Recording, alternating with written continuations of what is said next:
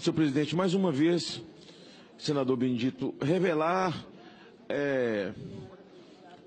o meu procedimento ou a minha capacidade de não entender as coisas, senador Zé Medeiros.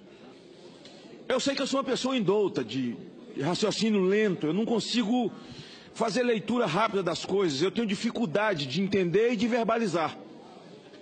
Mas eu pergunto, quem manda na Petrobras é Pedro Parente ou é o presidente Temer? Eu sei que o Senado está sendo visto pelo Planalto, então vou me dirigir ao presidente. Presidente, Pedro Parente, aliás, minha mãe dizia que parente é má semente. Presidente, o Pedro Parente se tornou persona não grata. Quem determina o que chega na ponta, no bico da bomba, é Pedro Parente. Pedro Parente determina os caminhos. Ele lhe dá uma fala, Vossa Excelência vai à televisão e diz, não, equilibramos depois do assalto do PT, a Petrobras, depois do saque, do saqueamento. Agora nós estamos equilibrados. Mas quem desfruta desse equilíbrio?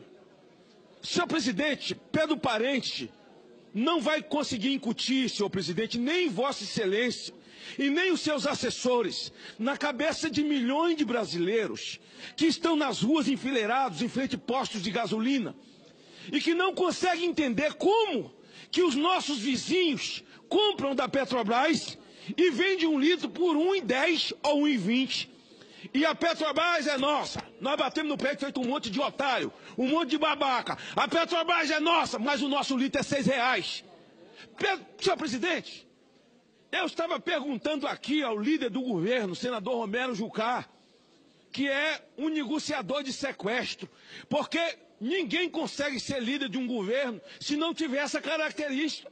E eu pergunto a ele, quem manda em Pedro Parente ou Pedro Parente manda em alguém? É Pedro Parente que manda em Michel Temer ou Michel Temer manda em Pedro Parente? Há um aviso a se dar à nação.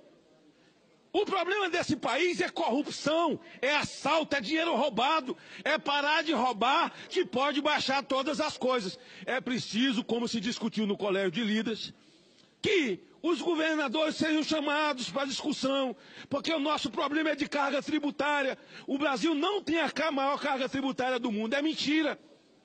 Na verdade, o poder público é sócio majoritário de quem tem uma empresa. Não é nem carga tributária, ele é o sócio majoritário, ele é o dono. E quem tem a empresa é quem é empregado dele.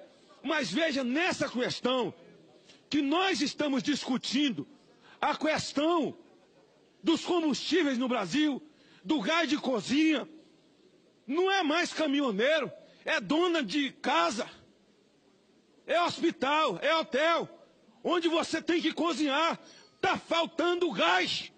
E aí diz, não, mas Pedro Parente não cede. Ei, Pedro Parente é um robô? Ei, Pedro Parente é o quê? É um fantasma? É o que é? Que ninguém alcança esse homem. Quem nomeou Pedro Parente? Quem pariu Pedro Parente? Quem pariu? Quem pariu Pedro Parente? Que embale Pedro Parente. Eu digo ao líder do governo, leve esse comunicado ao presidente da República, de que se ele não chamar Pedro Parente às falas, tem gente infiltrada, politiqueiros no meio desse movimento, tentando tirar proveito dos autônomos independentes caminhoneiros.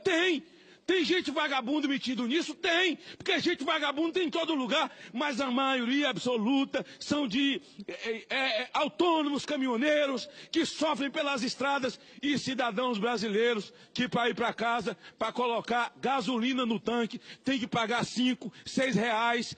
Não tem nem gasolina para pagar 5, 6 reais. É o sujeito que usa o motosserra, é o sujeito que usa um motor, é uma coisa do campo, é o triturador, o cara não pode ligar. Senhor presidente, generalizou-se. Nós estamos vivendo um momento de anomalia profunda. Virou uma mula de 7 cabeças. Com quem o presidente tem que falar? Com Pedro Parente? Olha, quando o Dilma era presidente do conselho, ela mandou comprar para a Sardina aquela pantomima que nós todos conhecemos. Como? O presidente indicou o presidente do conselho? Indicou. Indicou Pedro Parente? Indicou. Então, quem pariu Matheus Quimbale, é preciso o presidente chamar ele às falas, se dizia o seguinte: se nós não votarmos a reforma da Previdência, o Brasil vai quebrar. Não votou e o Brasil não quebrou. Se baixar os preços, o Brasil vai quebrar. Mentira! Tem que parar com corrupção.